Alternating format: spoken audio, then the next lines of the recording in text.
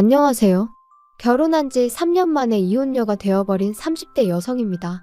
뭐든지 경험해보면 피가 되고 살이 된다지만 제가 살면서 이런 일까지 겪었어야 하나 싶을 정도로 지금도 어안이 벙벙할 뿐이에요.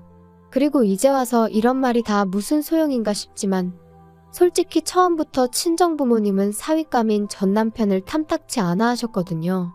하지만 그때는 모든 부모들 눈에는 자기 자식이 최고로 보인다잖아요? 그래서 저희 부모님도 그러시는 거라고 크게 신경 쓰진 않았는데 제가 정말로 어리석었네요. 남편하고 처음 만난 건 제가 카페에서 아르바이트를 하던 때였어요. 사실 저는 원래 그래픽 디자이너라는 직업을 가지고 프리랜서로 활동하고 있었는데 제가 하는 일이 뭐랄까 성수기 비수기가 있다고 해야 할까요? 그래서 일이 많은 달에는 정말 눈코 뜰 새 없이 바쁘고 또 일이 없는 달에는 이렇게 한가해도 되나 싶을 정도로 일이 없기도 해요. 그리고 그렇게 시간이 많이 남을 때면 친한 친구가 하는 카페에 가서 말은 아르바이트라고 하지만 일도 도와주고 대신 커피에 대해서 배우기도 하고 그러며 시간을 보냈죠. 참고로 커피를 배워놓는 건 사람 사는 게 어떻게 달라질지 모르잖아요. 그래서 나름대로 제2의 직업 겸 노후 준비 겸 그렇게 겸사겸사 배워놓는 거라 크게 힘들진 않았네요. 아무튼 남편이 제가 너무 자기 스타일이라며 번호를 물어봤는데 솔직히 나이 31에 그런 소리를 들으니까 상황 자체가 웃기기도 하고 재밌더라고요. 그리고 남편도 나이가 꽤나 있어 보여서 저 나이에 여자한테 번호나 물어보고 다니나 싶은 게 황당하기도 했죠. 그런데 나중에 친구가 하는 말이 카페에 종종 오는 손님인데 한 번도 그러는 걸 본 적이 없다며 카페에서 커피 마시면서 책 좀 읽다 가는 게 전부라고 그냥 한번 만나나 보란 식으로 말을 하대요. 그리고 사실 저도 그 무렵엔 연애는 해야겠는데 어디서 만나야 할지 감은 안 와서 그렇다고 어디다 소개팅 좀 해달라고 하자니 부담 주는 것 같아서 껄끄럽고 아무튼 생각이 많았거든요. 그래서 며칠 고민하다 결혼하자는 것도 아닌데 그래 한번 만나나 보자 그렇게 된 거였어요. 그리고 카페 밖에서 만나서 얘기를 좀 해보니까 남편도 나름대로 며칠이나 고민하다가 용기를 내서 제 번호를 물어봤던 거더라고요. 아무튼 이후로 저희는 커피와 책을 주된 주제로 하며 자주 시간을 보냈는데 솔직히 몇 년을 알고 지냈던 것처럼 대화가 잘 통했어요. 그리고 서로 공통된 주제가 있다 보니 같이 있는 시간은 늘 즐거웠고 헤어지기가 아쉬울 뿐이었죠. 그래서 사귄 지 1년이 넘어가면서는 자연스럽게 결혼 이야기까지 주고받게 되었는데 하루는 남편이 그러더라고요. 실은 자기한테는 아픈 형이 있다고요. 남편의 형, 그러니까 아주버님은 남편보다 2살이 많았고 남편과 사이도 좋았다고 해요. 명문대를 다니던 시부모님께는 누구에게라도 자랑하고 싶은 그런 아들이자 남편에게는 존경하고 따를 수밖에 없는 형이었다면서요. 하지만 아주버님 나이 23, 친구들과 떠났던 여행에서 불의의 사고를 당했고 이후로는 침대를 벗어날 수 없는 상황이 되었던 거죠. 아버님 또한 하시던 일마저 그만두시고 아주버님을 돌보게 되셨고요. 참고로 어머님께서는 입버릇처럼 당신은 원래 몸이 약해서 힘든 일은 못한다 하시는 분이세요. 그리고 그건 아픈 아들 앞에서도 예외가 없으셨죠. 게다가 그때도 그렇고 제가 남편과 결혼한 이후까지도 병원에서는 다시 일어나는 건 거의 불가능이라고 이야기를 했지만 시부모님은 희망을 버리지 못하셨어요. 그리고 그런 부모의 믿음을 솔직히 어느 누가 비난할 수 있겠어요? 그저 듣는 내내 안타까울 뿐이었죠. 그리고 저는 솔직히 이런 상황을 제가 이해하기만 한다면 저희가 결혼하는 데는 아무런 문제가 없을 줄 알았습니다. 하지만 정말 넘어야 할 산은 그게 아니더군요. 왜냐하면 다른 사람도 아닌 시부모님께서 남편과 제 결혼을 반대하셨으니까요. 어떻게 장남인 아주버님이 아직 장가를 못 갔는데 둘째가 먼저 갈 생각을 하냐면서 말이에요. 그런데 현실적으로 아주버님은 결혼을 논할 상황이 아니었으니 황당할 수밖에 없었죠. 게다가 여기서 끝이 아니었습니다. 그제서야 알게 된 또 하나의 사실은 남편은 그동안 어머님이 자기 월급을 맡아서 관리해주고 계시다면서 저에게 늘 한 1억 정도는 모아져 있을 거라고 했거든요. 거기에 자기 생각엔 그래도 아들이 장가 가는데 설마 하나도 안 해주시겠냐며 5천 정도는 해주실 거라는 거예요. 어머님이 몇 번 직접 말씀하신 적도 있다면서 말이죠. 하지만 웬걸요. 5천을 보태주시기는커녕 그 1억도 못 주신다고 나오셨어요. 너는 아픈 형을 두고는 결혼 소리가 나오냐? 장남인 형이 먼저 장가갈 때까지 잠자코 기다려. 이래는 다 순서가 있는 법이야. 너 여자의 환장에서는 그러는 꼴라는 못 본다. 괘씸해서 1억도 못 줘. 솔직히 처음엔 정말 남편이 몰랐을까? 알면서 내 앞에서 쇼를 하는 건 아닐까? 저도 사람이니까 실망스러운 상황에 속이 상하면서 한편으론 그런 비뚤어진 생각까지 하게 되더라고요. 그런데 하루는 남편이 정말 제 앞에서 주저앉아 엉엉 우는데 그 우는 소리가 쥐어짜내는 게 아니라 정말 울화가 치밀어서 자기 감정을 어떻게 주체를 못해서 우는 소린 거예요. 그리고 그런 모습까지 보고 나니까 남편이 그냥 너무 불쌍했던 거죠. 그래서 제가 어떻게든 책임져 줘야겠다. 어머님 아버님으로부터 구해와야겠다는. 지금 생각하면 진짜 오지랖도 그런 오지랖이 없는데 그런 다짐을 했다니까요. 그래서 결국 결혼까지 밀어붙였어요. 남편도 저한테 너무 고맙다면서 자기는 이제 가족은 저 하나뿐이다 생각하고 살겠다 뭐 그런 소리까지 해댔고요. 사실 저희 친정이라고 경제적으로 얼마나 넉넉한 건 아니었습니다. 하지만 그래도 저나 친정 부모님이나 도움은 못 줄 망정 서로 부담은 주지 말자는 주의였거든요. 그러니 저는 처음부터 친정에 손을 벌릴 생각도 없었고 친정 부모님도 도와주지 못해 미안하다 하셨지만 서운할 것도 없었죠. 그리고 참고로 저는 모아둔 돈도 8천 정도 있었고 비록 8평의 작은 오피스텔이지만 제 소유의 집도 있었어요. 그래서 남편한테 그냥 목만 오라고 대신 앞으로 당신 월급 관리는 내가 하겠다 했더니 그러라고 하더라고요. 결혼식을 올린 이후로 솔직히 시댁과 금전적인 거래는 아무것도 하지 않고 싶은 마음이 굴뚝 같았는데 남편이 그래도 누워만 계시는 아주버님은 솔직히 자기한테 뭘 잘못한 것도 아니고 그래서 아주버님 병원비라도 얼마 보태드린다는 마음으로 얼마는 보내드렸으면 하는 눈치더라고요. 그리고 그런 남편의 마음까지 제가 이래라 저래라 할 일은 아닌 것 같아서 남편의 의견을 따라주기로 했네요.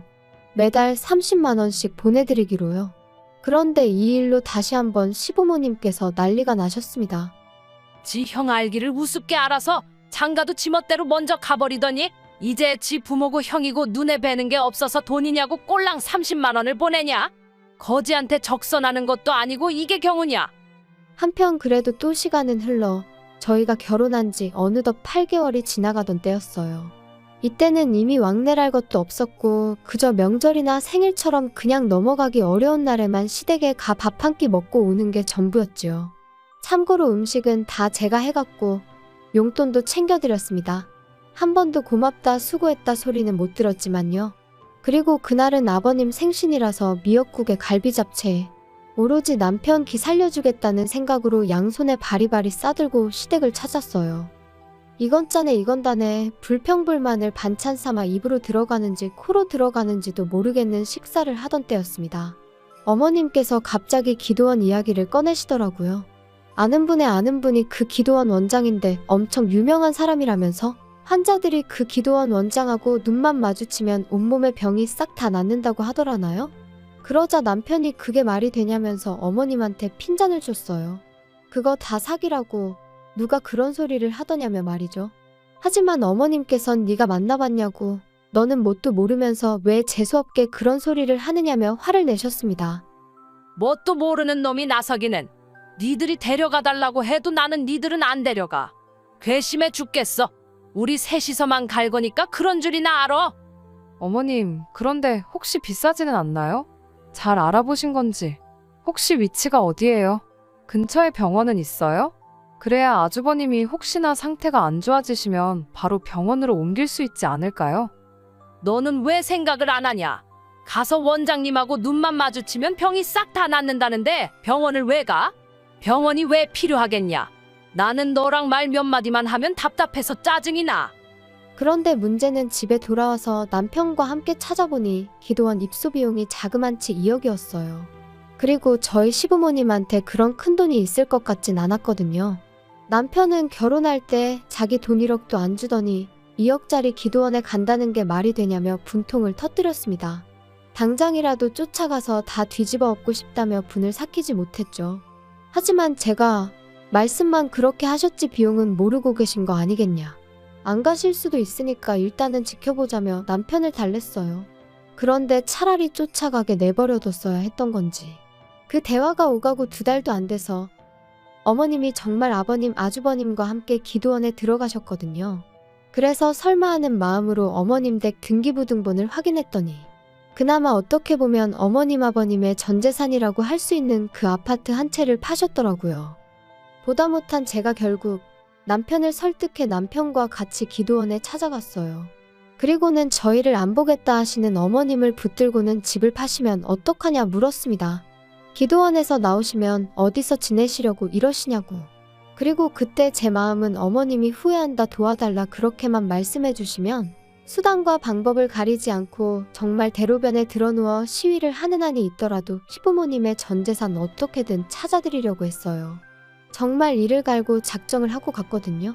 그런데 어머님 말씀이 우리 잘난 장남은 이제 곧 다 나사서 멀쩡해질 거다. 그러면 저 잘난 머리로 돈 벌어오는 건 일도 아니야. 둘째 너가 주는 그 잘난 30만 원 다 필요 없다. 너도 네 형이 얼마나 잘나고 똑똑한지 알지? 나는 걱정은 요만큼도 안 된다. 그러니까 쓸데없는 소리 하지 말고 와서 기도하는데 방해 좀 하지 마라. 부정 타면 재수 없다고. 그런 어머님한테 저희가 무슨 말을 더 할 수 있었겠어요. 그래서 그때 처음으로 남편한테 제가 나는 시부모님한테 정말 두 손 두 발 다 들었다. 이제 나한테 아무것도 바라지 말라 했습니다. 그랬더니 남편도 자기도 질릴 대로 질려버렸다면서 알겠다고 하대요. 그래서 전 정말이지 남편이 제 노력을 알아주고 있다고 믿었고 우리의 뜻이 같다고 확신했었는데 황당하게도 기도원에 들어갔던 세 사람은 1년 만에 기도원에서 쫓겨나듯 나왔습니다. 알고 보니 기도원 입소 비용은 1년마다 새로 내야 하는 거였는데 시부모님 형편에 또 한 번 2억을 만든다는 건 어림없는 일이었으니까요. 그런데 저를 더 황당하게 한 건 남편이 시부모님 지내실 전셋집이라도 구해드려야 할 것 같은데 이를 어쩌면 좋겠냐고 저를 떠보더라고요. 어이가 없어서 제가 우리한테 그럴 돈이 어딨겠냐 했어요. 그랬더니 한다는 말이 이제껏 자기 월급을 제가 관리하지 않았냐면서 자기 돈이 좀 모이지 않았냐는데 겨우 2년이었거든요. 그리고 제가 무슨 은행도 아니고 남편 돈 따로 저축하고 제 돈 따로 저축하고 그렇게 모은 게 아니었으니 남편이 하는 말이 기도 안 찰 뿐이었죠. 그런데 남편은 급기야 저더러 이러면 어머님이랑 저랑 다를 게 없네 어쩌네 하면서 자기 돈을 돌려달라 뭐 그런 식으로 나오더라고요. 기도 안 차서 정말이지. 그렇다고 남편이 월급을 얼마나 많이 가져다 줬냐 하면 그것도 아니었어요. 그래서 치사하고 더럽다며 2년치로 1,500 줘버렸네요. 그리고는 앞으로 월급도 당신이 관리하고 대신 생활비나 반반 따박따박 내놓으라 했죠. 원래는 아주버님 요양원비만큼은 어느 정도 저희 생활비에서 부담하려고 했는데 그런 마음도 싹 다 사라져서 당신이 다 내라고 했고요. 아무리 남편이라지만 재수없고 정 떨어지는 게 이런 건가 싶더라니까요. 그리고 요양원에 들어간 아주버님이 7개월 만에 세상을 떠났습니다. 급성폐렴이었죠. 솔직히 슬픈 것과는 별개로 후회한다던가 제가 더 잘해드렸어야 하는 데와 같은 아쉬움이랄지 그런 건 별로 느끼지 못했는데 그도 그럴 것이 대화가 불가능한 상황이었으니 제가 뭘 하고 말고 할 게 없었으니까요. 하지만 시부모님과 남편은 슬픔을 주체하지 못하는 눈치였고 특히나 어머님은 아주버님이 세상을 떠나게 된 이유를 어째서인지 저한테서 찾으려고 하셨습니다. 이게 다 며느리인 제가 남편의 월급을 한마디로 돈줄을 쥐고서는 조종을 한 탓에 남편이 예전처럼 넉넉히 경제적으로 지원해주지도 않았고 그러니 차도가 없어서 기도원에도 가게 된 거고 기도원에 가서 돈을 잃게 된 것도 그러니 저 때문인 거고 요양원도 저 때문에 더 좋은 데로 보내지 못했다면서 전부 다 제 책임이라고 이게 다 반대하는데도 결혼하겠다고든 저 때문이라고요.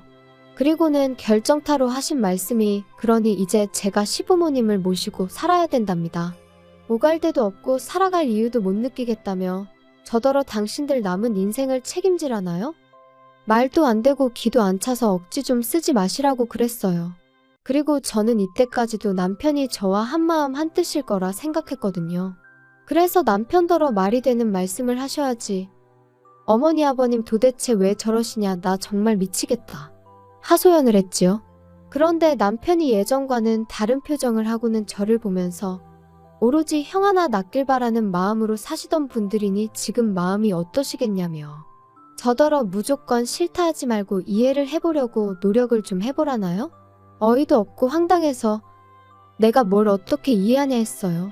아주버님 돌아가신 건 정말 슬프지만 왜 다 나 때문이라고 하냐고. 그렇게 따지고 들면 친구들하고 여행을 가게 허락해주신 시부모님이 애시당초 문제 아니냐?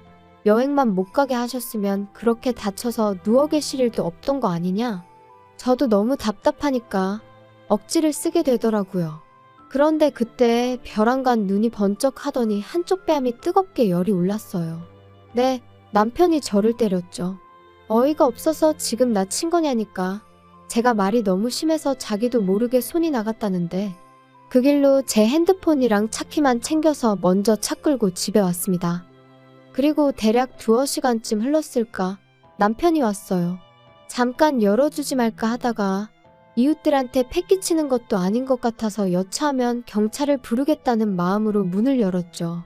다행히 남편은 현관에서부터 정말 미안하다며 저한테 싹싹 빌긴 했지만 처음이 어렵지 2번, 3번이야 뭐. 그래도 일단은 뭐라고 짓거리는지 드러나보자는 마음으로 남편을 가만히 쳐다봤습니다. 그러자 남편이 자기야, 내가 곰곰이 생각을 해봤거든? 그런데 생각해봐. 이게 자기 일이라면 자긴 어떻게 하겠어? 하나뿐인 처남이 억울하게 다쳐서 10년 가까이 누워만 있다가 세상을 떠났다고. 그리고 장인 장모님이 삶에 대한 의지를 놓으신다면 자기도 힘들지 않겠어? 아마 해주지 못한 것들만 생각나고 미안하지 않겠냐고. 내가 딱 그런 마음이야. 형한테 하나라도 더 해줄 걸, 같이 좀 더 시간을 보낼 걸. 어이가 없어서 남편을 쳐다봤어요. 그런데 남편은 자기가 하는 말이 저한테 씨가 먹힌다고 생각한 건지 아주 자아도취를 해서는 계속해서 헛소리를 이어갔습니다. 자기가 나 좀 도와주라. 우리 부모님 당분간만 여기 와서 같이 지내시게 해줘. 우리는 어차피 출퇴근하고 집에서 잠만 자니까 거실 쓰고 부모님한테 방 쓰시라고 하면 되잖아. 내가 부모님한테 자기 힘들게 하면 안 된다고 신신당부할게. 응? 말이 되는 소리를 해. 지금 둘이 사는 것도 빠듯한데 어떻게 8평짜리 집에서 넷이 살자는 거야? 그리고 시부모님을 당분간 모시자니 당분간이 얼마나를 말하는 건데. 설령 일주일이라도 불편해? 절대 안 돼. 진짜 너무한 거 아니야? 나 자기가 월급 통장 달라고 해서 그거 다 줬었고 자기가 어떻게 관리하는지 한 번도 간섭한 적 없어. 마음 같아선 50만 원씩 드리고 싶었던 것도 30만 원 드린다 했을 때 서운했지만 말 안 했고. 너 진짜 가지가지한다. 우리 친정부모님은 10만 원씩 드린 거 기억 안 나? 그리고 그나마도 시부모님 전세자금 해드린다고 다 가져갔잖아. 진짜 쓸데없는 소리 한 번만 더 해봐. 나 안 참아. 안 참으면 뭐 어쩔 건데. 됐어. 내가 내일 모시고 올 테니 그냥 그런 줄 알아. 내가 너한테 허락 구하자는 거야? 이 집이 네 거야? 부부가 같이 사는 우리 집이지? 그러니까 네 뜻대로만 하는 건 억지야. 이제 보니 정말 피는 못 속이는구나. 법적으로 내 집이거든? 그러지 말고 그냥 이혼해. 네가 혼자 나가서 시부모님 모시고 살아.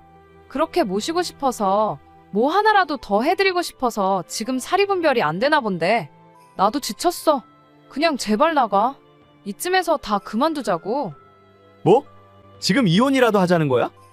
그리고 저는 결국 친정아버지와 남동생에게 전화해 집으로 와달라고 했어요. 제가 살면서 아버지나 동생에게 그런 부탁을 한 적은 단 한 번도 없었기에 두 사람 다 바로 거절 않고 오겠다 해주었고요. 그러자 남편도 쫄았는지 저더러 치사한 애어쩌네 해댔고 저는 그렇게 도망가려는 남편을 붙들고 늘어졌습니다. 친정아버지랑 동생 앞에서 이혼한다 소리를 확실히 들어야겠단 마음이었거든요. 그렇게 한 1시간 정도 실랑이를 했나 친정아버지가 먼저 도착하셨어요. 그리고 얼마 지나지 않아 동생도 모습을 보였죠. 두 사람 다 험악한 표정으로 어떻게 된 거냐 자초지종을 묻길래 남편이 나랑 상의도 없이 시부모님을 모셔오려고 한다. 시부모님은 내가 아주버님을 죽였다는 식으로 몰아가신다. 나 때문에 이 집안에 불행이 닥쳤다는 악담을 해대는데 어떻게 같이 사냐. 게다가 나 뺨도 맞았다. 그리고 제가 맞았다는 소리에 말릴 새도 없이 남동생 주먹이 남편 얼굴에 내리꽂혔습니다. 네가 뭔데 내 누나한테 손을 대냐고요. 이후로도 계속 남편을 두들겨 패려는 남동생을 저랑 아버지가 정말 간신히 말렸어요. 그리고 결국 남편과 저는 이혼했습니다. 제가 협의 이혼을 해주지 않으면 그때는 이혼 소송을 할 거고 그러면 어떻게든 위자료까지 받아내겠다고. 찾아보니 당신 월급을 내가 가압류할 방법도 있겠더라고. 솔직히 그 과정이 쉽지는 않다고 했지만 변호사에게 들은 내용 중 좀 먹힐 만한 것만 남편에게 며칠이고 쏘아댔거든요. 그랬더니 남편이 지레 겁먹고 협의 이혼 해주더라고요. 혹시나 숙려기간에 어디서 뭘 듣고 와서 마음을 바꿔먹을까 어찌나 불안하던지 정말 시한폭탄이 따로 없다 싶었죠. 그리고 마침내 완전히 남남이 되었을 때 저는 제 오피스텔을 팔고 지금의 집으로 이사를 했어요. 대출을 좀 받았지만 이제는 오피스텔 아니고 아파트예요. 전 남편의 흔적이 남아있을 법한 건 다 버리고 온 덕분에 새 기분 새 출발한 느낌이 물씬 나고요. 남편 소식이야 어디서 들을 때도 마땅치 않아 잘은 모르지만 어머님이 언젠가 한번 하소연 겸 저한테 욕하시려고 연락을 해오신 적이 있거든요. 그때 언뜻 말씀하시길 저 때문에 셋이서 부대끼며 산다고 저더러 어쩜 끝까지 그렇게 이기적이냐 욕을 하셨는데 처음부터 그렇게 복작복작하게 지내고 싶으셨던 거 아닌가요? 저한테 고마워하실 줄 알았는데 아무튼 이제 남편이 돈 벌어서 시부모님 잘 모시고 살았으면 좋겠습니다. 시부모님도 이제 평생 아들이 벌어다주는 돈 쓰고 사실 생각에 얼마나 행복하시겠어요. 한번 알콩달콩 잘 살아봐.